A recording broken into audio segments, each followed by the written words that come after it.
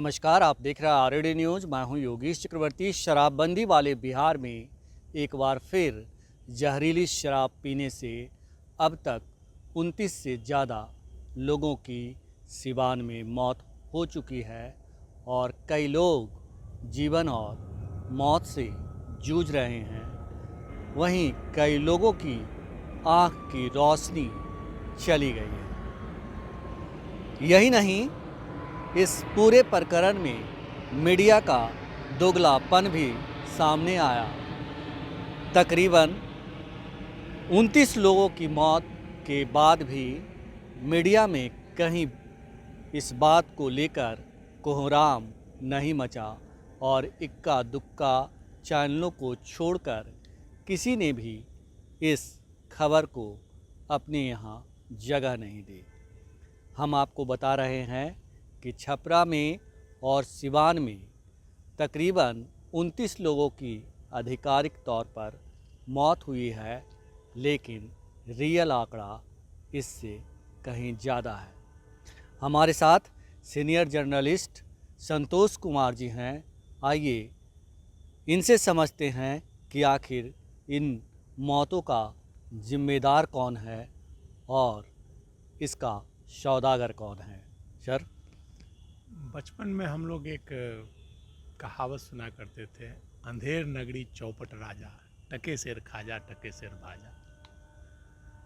तो वो बचपन की कहावत थी और आज स्थिति देखने में वो कहावत चरितार्थ होती दिख रही है। बिहार में शराबबंदी है, फिर शराब बिक क्यों रही है? कहाँ से शराब आ रही है? क्या कर रहे हैं राजा? क्यों लोग मर रहे हैं? लोगों की मौत के लिए कौन जिम्मेवार है? क्यों उत्पाद विभाग, जब शराबबंदी है तो उत्पाद विभाग क्या कर रहा है? पहले तो शराबबंदी में उत्पाद विभाग था कि भाई राजस्व बढ़ाने का काम करता था, तो अब उत्पाद विभाग को बंद कर दिया, रहकर क्या काम कर रहा है? शराबबंदी हुए अब लगभग 9 साल होने को है, तो 9 साल में उत्पाद विभाग की उपलब्धि क्या रही? उत्पाद विभाग के कितने अधिकारियों पर कार्रवाई हुई? बहाली पर बहाली हुए जा रहे हैं उत्पाद विभाग में। क्यों? लोगों की मौत हो रही है, राजस्व कुछ आ नहीं रहा है, शराब खुलेआम बिक रहे हैं, तो क्यों उत्पाद विभाग है?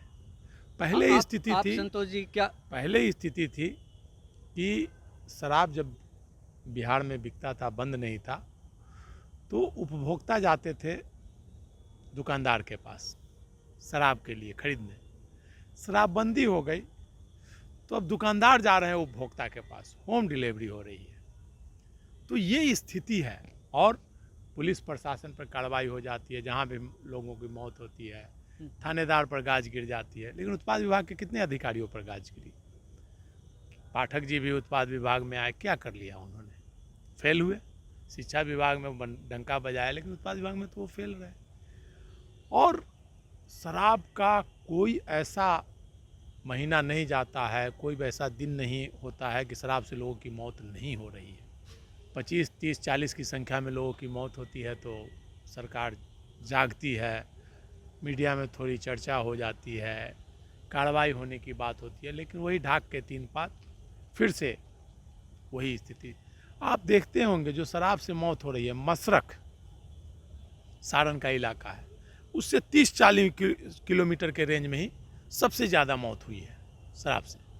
तो इसका मतलब शराब का जो सिंडिकेट का अड्डा है मसरख के आसपास ही, वही सेंटर है। पिछली बार भी यही हुआ? पिछली बार भी वही रेंज क्षेत्र में हुआ था। पिछली बार तो जो थानेदार थे, दरोगा थे, वो आरोपी के घर में ही किराए पर रहते थे, यार ऐसे रह रहे थे। तो ये मामला है शराब का, जो है पूरी तरह से मिली भगत है। उत्पाद विभाग कहिए, पुलिस प्रशासन कहिए, नौकरशाह कहिए, सब की मिली भगत से शराब बेची जा रही है। जी जी। नहीं तो आप जान लीजिए, उत्पाद विभाग चाह ले और पुलिस प्रशासन चाह ले तो शराब बिकेगी क्या कहीं? आपने एक बहुत ही चौंकाने वाली बात कही कि जो उत्पाद विभाग है वो उसके पास काम की कमी है, लेकिन बहाली पर बहाली हुए जा रहा है। क्या ये सच है तथ्य? हाँ भाई, अब उत्पाद विभाग की क्या ज़रूरत है भाई? शराबबंदी है, उत्पाद विभाग का क्या मतलब था कि भाई नशा, शराब और जो भी नशा का सामान था, शराब था, भांग था, मोदक था, बियर था, ताड़ी था, सब पर वो राजस्व बढ़ाने का काम करते थे। लेकिन शराबबंदी के बाद क्या उनका क्या काम रह गया, उनकी क्या उपलब्धि है? पिछले 9 वर्षों में अगर उत्पाद विभाग की उपलब्धि निकाल लिया जाए तो 0 सन्नाटा होगा। लेकिन बहाली हो रही है और उपलब्धि 0 सन्नाटा है। तो ये स्थिति बहुत ही भयावह है स्थिति। मुझे तो लगता है उत्पाद विभाग को बंद कर देना चाहिए। जब शराबबंदी ही है तो उत्पाद विभाग को रखने से क्या मतलब है? पुलिस प्रशासन का काम है भाई शराबबंदी पर उसकी जिम्मेवारी हो। क्योंकि जब भी इस तरह की घटनाएं घटती है तो जब नापने की बात आती है तो पुलिस के अधिकारी ही नापते हैं।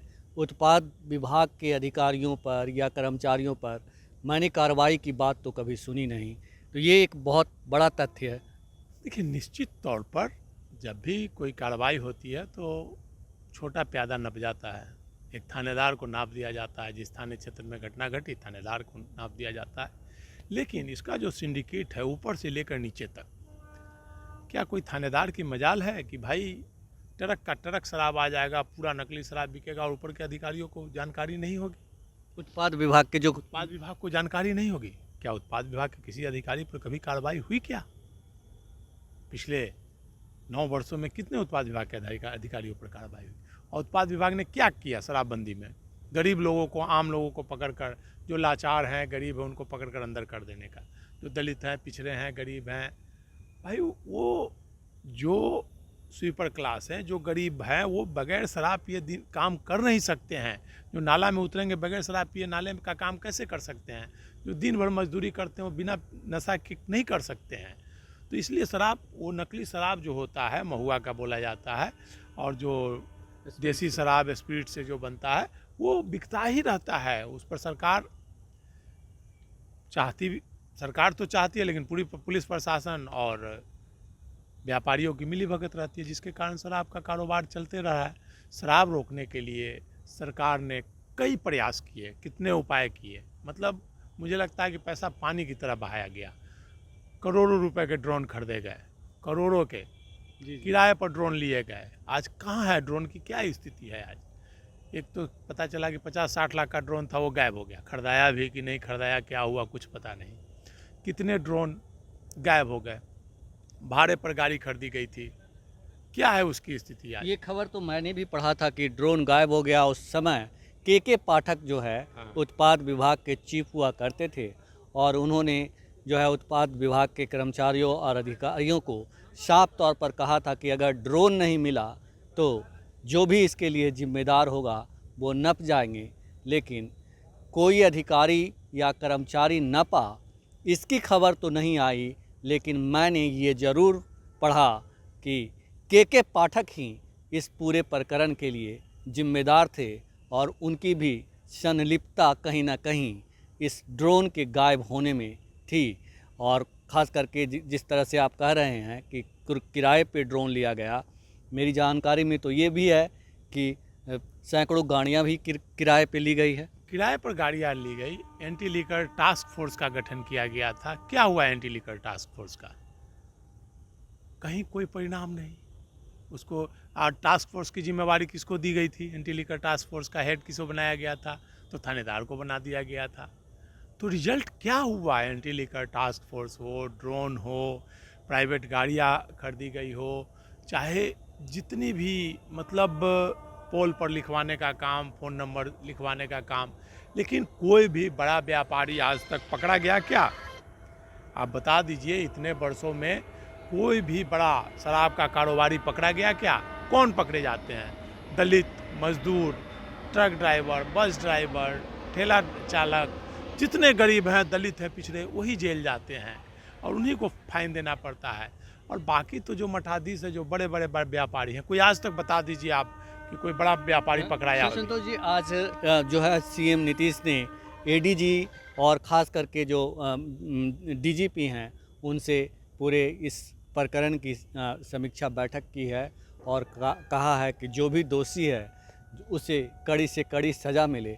क्या आपको लगता है कि जो दोषी है उसे सज़ा मिल पाएगी?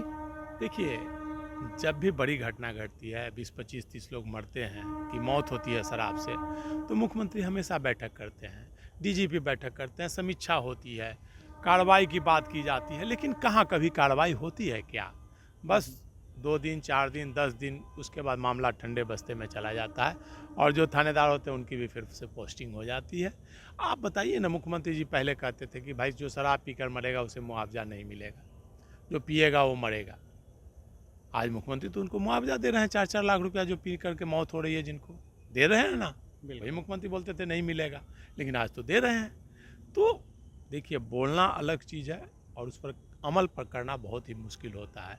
तो हमेशा मुख्यमंत्री जी समीक्षा करते हैं, हमेशा बोलते हैं, लेकिन उस पर अमल कहाँ होता है? उनके नौकरशाह अमल कहाँ करते हैं? एक कान से सुनते हैं, दूसरे कान से निकाल देते हैं। जब मुख्यमंत्री लाचार मुख्यमंत्री हो गए हैं, आप देख रहे होंगे मुख्यमंत्री जी को, अब अधिकारियों के पांव पकड़ रहे हैं मुख्यमंत्री जी, एक पुल के उद्घाटन के लिए कि भाई किसी तरह से कर दीजिए, मुख्यमंत्री जी पांव पकड़ रहे हैं। मुख्यमंत्री एक्शन मोड में नहीं है, वो आग्रह विनती कर रहे हैं। अब ये कहा जाए कि जो 30 मौतें हुई हैं, 29 मौतें हुई है और ऑफ द रिकॉर्ड मौतों के आंकड़े बहुत ज़्यादा हैं और इससे पहले भी वहाँ 100 फिर 41 कई बार उस इलाके में मौतें हुई है जहरीली शराब से। और इस बार जिस तरह से सीएम ने जो है डीजीपी के साथ एडीजी के साथ बैठक की और कहा कि दोषियों को पकड़ा जाए, उन्हें कड़ी से कड़ी सज़ा दी जाए, ये सब सिर्फ घड़ियाली आंसू है। देखिए, ये तो एक दिन मौत हो गई तो चर्चा का विषय बन गया, एक साथ लोगों की मौत। अगर पूरे बिहार की आप चर्चा कीजिएगा तो शराब, ड्रग्स से प्रतिदिन 25 से 50 लोग पूरे बिहार में मौत हो रही है, प्रतिदिन पूरे बिहार का। अगर लेकिन लोग डर से उसका खुलासा नहीं करते हैं, चुपचाप अंतिम संस्कार कर देते हैं कि भाई पुलिस मामला आ जाएगा तो फिर फंस जाएंगे, ये होगा। पेंशन नहीं, नौकरी वाला मरता है तो भाई पेंशन नहीं मिलेगा, LIC नहीं मिलेगा, कोई भी अब मिला तो LIC का पैसा नहीं मिलेगा, इसलिए चुपचाप नेचुरल मौत शो करके। नहीं तो आप देखिएगा तो पूरे बिहार का अगर गणना कीजिएगा तो ड्रग्स और शराब से प्रतिदिन 25 से 50 लोगों की मौत हो रही है। अगर इसकी जांच की जाए तो सारे तथ्य सामने आएंगे। NGO जो है उसकी अध्ययन करती है, तो NGO कई NGO के रिपोर्ट में आए हैं और शराब से मौतों की संख्या बहुत ज़्यादा है, बिहार ही नहीं पूरे देश में शराब से प्रतिदिन काफ़ी लोगों की मौत हो रही है।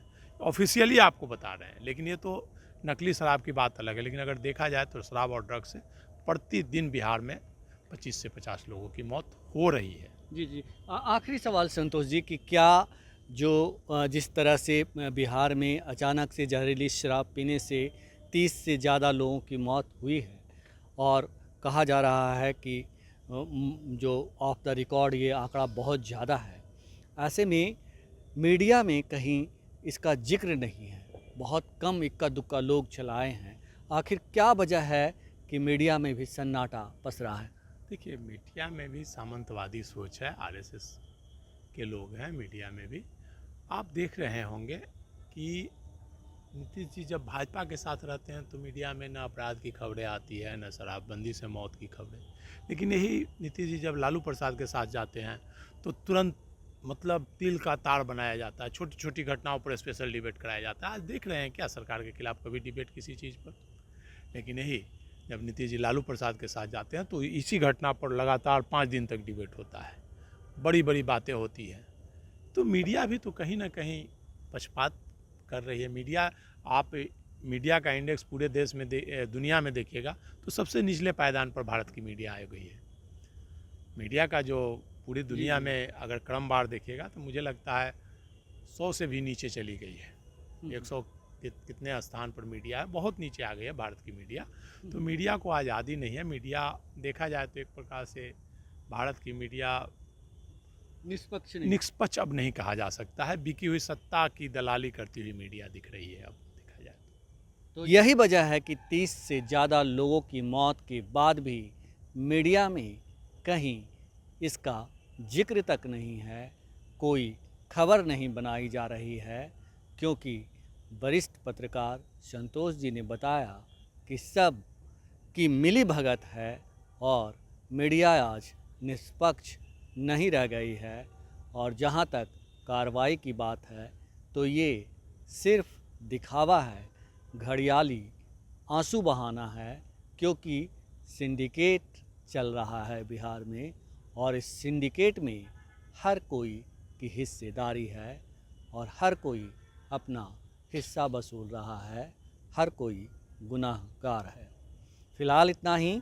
आप हमें फेसबुक पर फॉलो करें, यूट्यूब पर सब्सक्राइब करें, लाइक करें, शेयर करें और कमेंट्स कर अपना महत्वपूर्ण विचार और सुझाव ज़रूर दें। धन्यवाद।